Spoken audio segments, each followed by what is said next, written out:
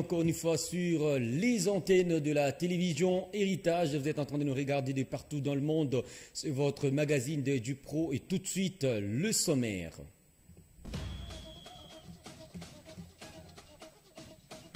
Les inspecteurs de la CAF présents à Lubumbashi pour une visite au complexe Kibasa Maliba. Le Gabonais Hilarion Karsi, il était accompagné de son homologue de la RDC, Emmanuel Kandé, et du secrétaire général de l'équipe du FC Saint-Éloi, Lupopo. Vous aurez les détails tout de suite dans notre partie débat et analyse.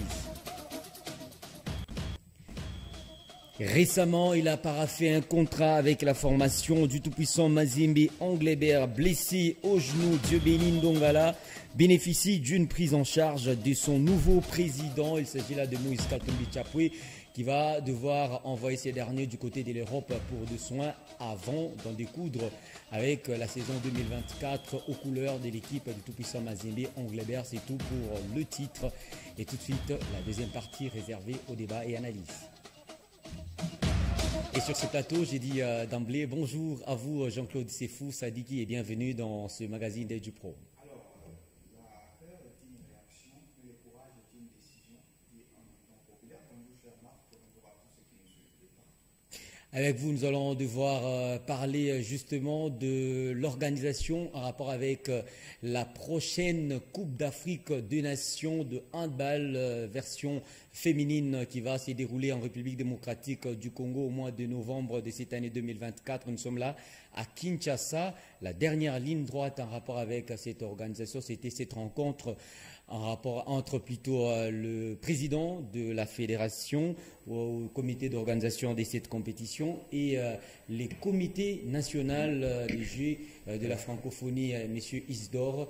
Déjà, on s'est dit que c'est vraiment une lueur d'espoir pour la RDC en rapport avec cette organisation. Moi, je pense qu'une première organisation, oui, du point de vue continental, ça sera une première et ça commence par l'handball. Ça veut dire l'importance que le pays doit donner à cette discipline-là. Et je vois à travers les pays qu'il y a quand même des fédérations qui se dépris et des ententes, surtout ici dans le Haut-Katanga. Je pense que l'handball vit bien et à Kinshasa. On est dans un processus normal, dans une suite très logique. Après la réussite des Jeux de la francophonie, je crois que la RDC se devait en tout cas d'avoir maintenant à organiser des compétitions d'envergure continentale et j'espère que c'est une suite. M. Amos Mbayo, qui est trop prudent, s'est saisi de cette occasion-là pour essayer de mettre la RDC tout simplement au diapason. Je trouve que c'est très normal. Maintenant, aller solliciter l'expertise sur le plan organisationnel de M. Isidore, qui a réussi en termes de Jeux de la francophonie. Je trouve que c'est tout bénef. Ça fait un tout petit peu la promotion du talent et du génie congolais. Puisque souvent, on a tendance à minimiser ce qui est tout près de chez nous. On sollicite une organisation de l'extérieur. Et ça prouve à suffisance que les Jeux de la francophonie sont tout simplement, ont été une réussite. Et si on s'y appuie, on va encore réussir cette organisation. Puisque pour moi, je le dis, c'est la première fois que la RDC va organiser un tel événement. Donc, il va falloir qu'on réussisse. N'oublions pas que le président de la République nous a promis la CAN 2029. Donc, si on réussit la CAN de handball, c'est un autre message qu'on va envoyer à l'Afrique pour dire qu'attention, nous sommes aussi prêts, nous sommes déterminés à pouvoir faire des choses aussi sérieusement possible. Maintenant, pour moi, s'il faut que je mette un bémol, c'est que là, on met l'accent sur l'organisation, ce qui est bien.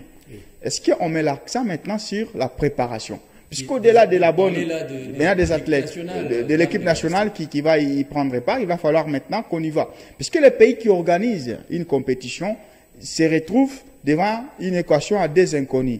D'abord, il faut réussir son organisation, c'est ce que Paris a fait avec les Jeux Olympiques. Et puis, il faut maintenant réussir sa participation.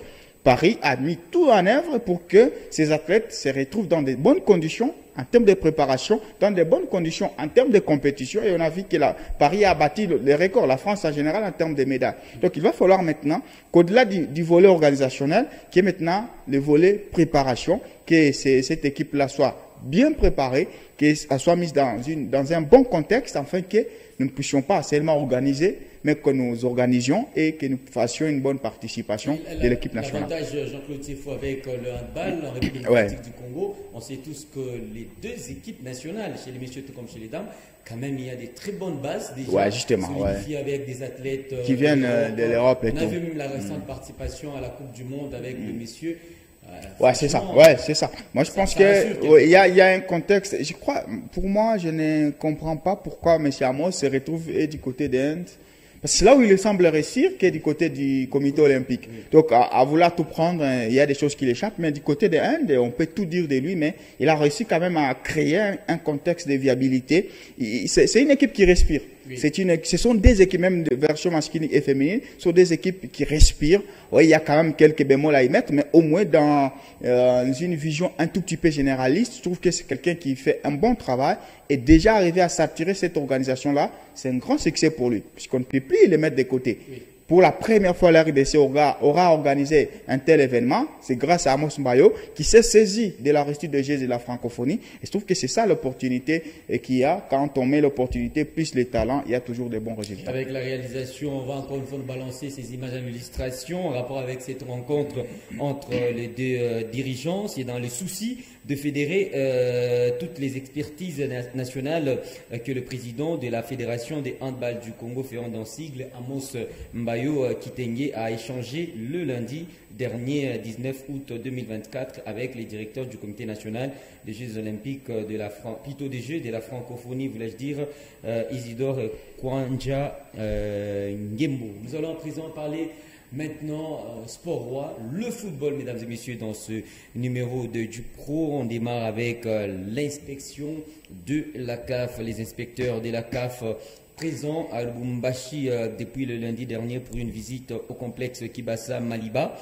Le Gabonais Hilarion Karsi Nkoulou accompagné de son homologue de la RDC Emmanuel Kandé et du secrétaire général ont visité tous le compartiment du stade en commençant par l'aire des Jeux, passant par le vestiaire, le toilette, salle des conférences et salle médicale. Cette séance, il faut préciser, s'inscrit dans le cadre d'inspection justement de la CAF en vue d'une homologation de cette enceinte mythique pour permettre aux cheminots engagés aux interclubs de la CAF de jouer leur match à domicile avant devant son public privé de cette faveur depuis 2 ans, et la délégation a été également reçue par le gouverneur du Haut-Katanga, Jacques Blakatoué, qui ne ménage aucun effort pour la réhabilitation de cet édifice sportif qui porte une histoire. Jean-Claude Sefou Sadiki, aujourd'hui, les gens déjà donnent une note positive à Jacques Blakatoué. On s'est dit finalement, cette inspection, c'est le succès de Jacques Blakatoué. Oui, moi je me suis fondé en une expression, remener la CAF à Kibasa. Je crois qu'elle a disparu, la CAF à Kibasa. Elle a disparu depuis l'épopée du TP Mazembe. Et pour une fois, ça sera l'exploit de M. Jacques Blakatoué qu'il fait en tant que gouverneur, c'est qui est vrai, de manière officielle, mais on sait qu'officieusement, c'est parce que aussi il est président du FC Central Lupopo, il voudrait vraiment donner ces cadeaux. Depuis qu'il est là, il a amené beaucoup d'espoir à la tête justement de cette équipe de Lupopo, mais il restait un tout petit peu un match CAF, puisque la génération dont je fais partie, je n'ai pas suivi aucun match de Lupopo. En Afrique, ici à Lubumbashi, il y a eu des éditions, Kinshasa et du côté d'Endola, mais là, c'est une opportunité. Maintenant, pour ce qui est de cette inspection, déjà, c'est un coup, puisqu'il fallait se saisir de cette opportunité, et la CAF a bien répondu favorablement. Moi, c'est le choix de l'homme qui est venu inspecter, qui m'a fait plaisir. C'est un Gabonais. La dernière inspection, c'était un Marocain qui est venu. Quand un Marocain arrive dans un pays subsaharien comme la RDC, il arrive avec de l'orgueil, un peu de mépris. Quand il regarde les stades, il voit juste le mur, il se dit non, ici, aucune équipe ne peut pas jouer. Mais quand un Gabonais arrive, il a cet œil africain. Déjà, il faut rappeler qu'au Gabon, il n'y a aucun stade homologué. Donc, ça veut dire que quand il arrive, oui, je vous dis, le choix lui-même, il est déterminé. C'est là où je vous assure que cette fois-ci, le stade sera homologué. Puisque le regard d'un Gabonais il est différent du regard d'un Marocain, d'un Tunisien. Les exigences d'un Gabonais sont totalement différentes de celles d'un Tunisien. Et donc, j'espère que le Gabonais a vu la pelouse. Elle est déjà certifiée CAF, il faut le rappeler. Oui. Le vestiaire, c'était le plus beau en République démocratique du Congo. Quand tu regardes déjà les fauteuils du banc qui sont réhabilités. Donc, je trouve aujourd'hui que voilà, tout a été mis en exergue. Et puis, comme il y avait déjà de l'alimentation électrique, je l'espère, puisqu'il n'y en avait pas pour la plupart des temps des matchs CAF. Il y a des travaux en cours. Publiques, voilà. Moi, je trouve que c'est le choix de l'inspecteur qui m'a plu, et je pense qu'avec son regard plus gabonais, plus respectueux envers la République démocratique du Congo, un regard plus maîtrisant, je trouve qu'il va vraiment valider cette inspection, partielle ou pas, mais je crois que le deuxième tour, je vois Lupopo jouer ses... Sportivement, parce qu'on a remarqué quand même cette détermination de la part du président Jacques Aboula Katoué, mais également il est le gouverneur de la province du Haut-Katanga. Il faut rappeler que ce stade va servir aussi à certaines formations pour le compte de la RDC. Mais je me dis, est-ce que ça peut impacter les résultats de Lupopo s'il arrivait que l'équipe de Tunnel évolue du côté Kibasa? Grandement, ça va impacter grandement. Pourquoi Lupopo se loupe lors des précédentes saisons? C'est parce que Lupopo joue loin de son public. Lupopo, c'est parmi les équipes, moi je le dis, un tout petit peu sud-américaines. Ce sont les équipes du peuple. Lupopo, c'est une équipe du peuple. Même ce joueur, quand il arrive, moi j'ai vu la plupart des matchs de la Ligue nationale de football, quand le public accompagne partout, quand le public accompagne Orsomaku, c'est un autre joueur, c'est un joueur transcendantal. Et donc je trouve que le fait de ramener ces matchs ici, ça va permettre à ce que certains joueurs se transcendent, certains joueurs puissent se revoir à la hausse, et ça fera un tout petit peu la différence, puisque jouer en dollar dans un public devant un public de 100 personnes, 200 à Kinshasa, 50, c'est différent d'être ici, un stade relativement bondé. Je sous-entends qu'il y aura une homologation partielle, donc on va certainement limiter le nombre de fans qui doivent accéder, mais je crois que même à 30, si on est déjà à 15 000 dans ce stade-là, une équipe un tout petit peu inexpérimentée en face fera en sorte que les résultats soient probants. C'est un succès de M. Jacques Aboula Katoué de ramener la CAF au niveau du stade Kibasa à Maliba. Ça, c'est ce que moi je retiens. Au-delà de ramener Lupopo de jouer à domicile, au-delà de ramener Lupopo troisième fois à Africain, mais le fait de ramener un match CAF dans la commune rouge, commune de la Kenya, je trouve que ça, c'est un grand succès. Non seulement pour les gouverneurs, mais également pour le président de Lupopo. Et une autre bonne nouvelle, peut-être bientôt là, l'équipe de Lupopo va s'entraîner du côté stade de la Victoire, qui aura une pelouse synthétique. Ouais. C'est d'ici peu. Il y a les fans qui sont partis. Ouais, il y a eu des travaux le dimanche et samedi dernier. On sent que c'est une formation de Lupopo mobilisée. C'est l'œuvre du nouveau président de la coordination. Oui, c'était les sectionnaires, pas trop. Moi, ce geste-là, il est louable. C'est ça le rôle d'un fan. Oui. Les fans ou les supporters sans République démocratique du Congo, on a dénaturé les rôles. Oui. Les supporters pensent qu'ils vont vers les clubs pour tirer quelque chose. Non. Les supporters vont vers un club pour apporter leur soutien. Et le soutien, il est différent. Il peut être financier, il peut être moral, mais ça, c'est un soutien où vous essayez d'assainir les stades. Et ça, c'est très important, puisque là, il y avait une petite brousse. Mais là, c'est déjà assaini. Et je crois que la pelouse viendra et l'équipe va s'entraîner. Coup de chapeau quand même aux supporters de Lupopo. Ah, coup de chapeau au président Philippe Kibawa de la coordination des sporteurs de Lupopo. Nous allons parler de l'équipe de Mazembe. Avec vous, Jean-Claude Sefou, Sadiki, blessé au genou. Dieu merci, Ndongala bénéficie d'une prise en charge. Dieu béni, je m'excuse. Dieu béni, Ndongala bénéficie d'une prise en charge de son président, Moïse Katumbi Chapoué, président de l'équipe Tout-Puissant Mazembe.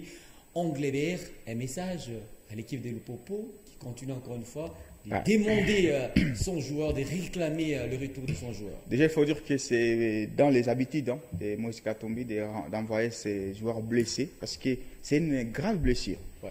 Les blessures au genou font partie des pires blessures d'un joueur de football. Il faut rappeler qu'Umtiti a vu sa carrière aller en vrille comme ça. Donc, c'est parmi les blessures qu'il faut. Il faut vraiment une intervention chirurgicale bien déterminée pour permettre à ce que les joueurs rejouent après. Moi, je peux même vous dire que ça risque de compromettre même toute cette saison, en tout cas cette blessure-là. C'est une bonne réponse que le TP donne au FC Central Lupopo, puisqu'il faut rappeler que Lupopo ne décolère toujours pas. Lupopo pense que Ndongala fait partie de ses joueurs. Ils ont même dit qu'ils peuvent l'enregistrer. Maintenant, en l'envoyant en Europe, avec ses propres moyens, le TP Mazembe vous dit que je me suis renseigné sur toutes les garanties possibles. Ça veut dire que j'ai les assurances de la FECOFA, j'ai les assurances de l'équipe qui m'a vendu les joueurs, que véritablement Ndongala m'appartient désormais. Donc je ne vois pas Mazembe prendre le risque de jeter son argent comme ça pour un joueur qui ne lui appartiendrait pas. Donc Ndongala appartient bel et bien au TP Mazembe et c'est pour ça que l'équipe l'envoie en Europe pour cette intervention chirurgicale.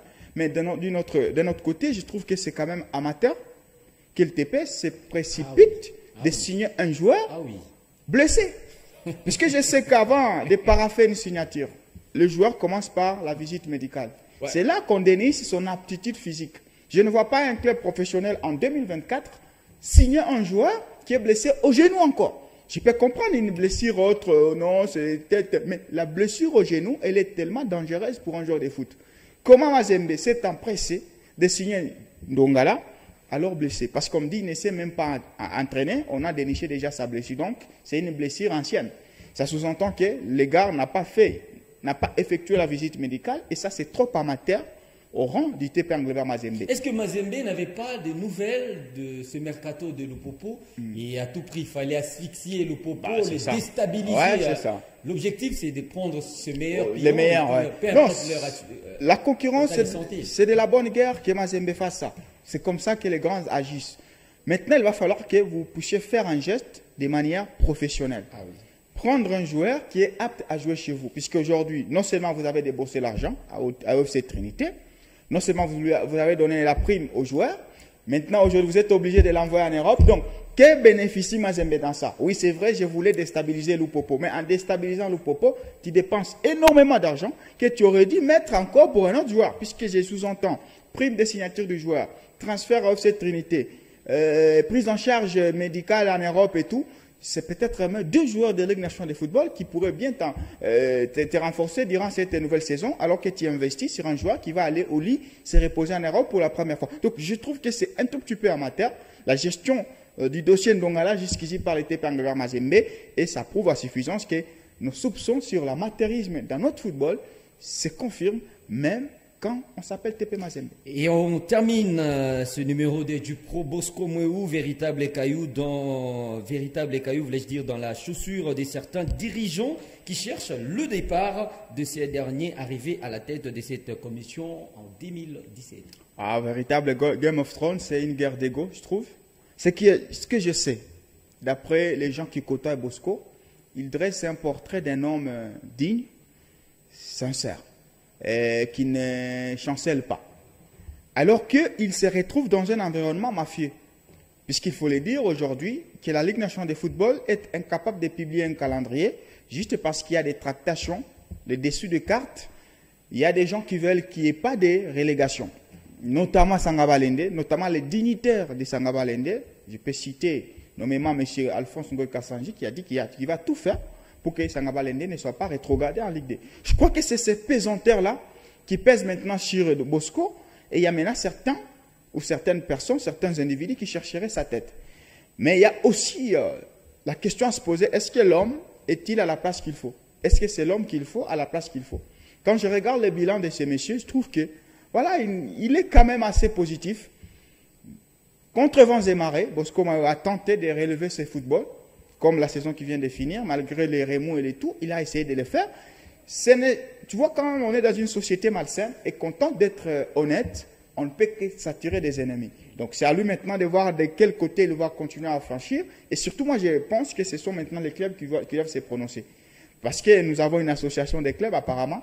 C'est au club de voir sa gestion, c'est au club de voir l'apport de Bosco Mweu dans l'écosystème de notre football et d'en décider. Il y a l'Econor qui est taxé de disant que c'est l'Econor qui cherche la tête, puisque l'Econor est un tout petit peu assujetti à ces pesanteurs des individus qui cherchera à ce que des baleiniers des autres clubs ne puissent pas être rétrogradés. Mais je trouve que ça prouve encore la suffisance que nous sommes dans un football amateur, dans un football où un individu peut émettre un avis et cet avis peut être mis en considération, où on ne respecte pas les textes. Puisque si on respectait les textes, on ne devait pas avoir ces débats.